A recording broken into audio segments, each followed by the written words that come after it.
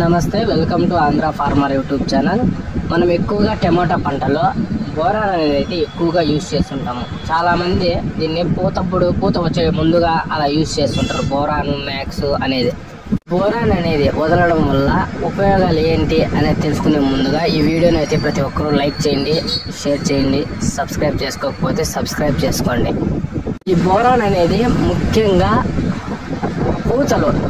వచ్చిన పూతలు నిలబడటానికి, అలాగే మొక్క యొక్క నాణ్యతను పెంచడానికి, చెట్టు తొందరగా రోగానికి లొంగకుండా ఉండటానికి, అలాగే ఆకులు బాగా మందంగా నలుపుగా ఉండడానికి, అలాగే కాయ పగలకుండా కాయలోని కణాలని మెరుగుపరచడానికి, కాయ గట్టిదనం రావడానికి, అలాగే కాయ నిల్వ ఉండడానికి బోరాన్ అనేది అయితే ఎక్కువగా ఉపయోగిస్తూ ఉంటాము.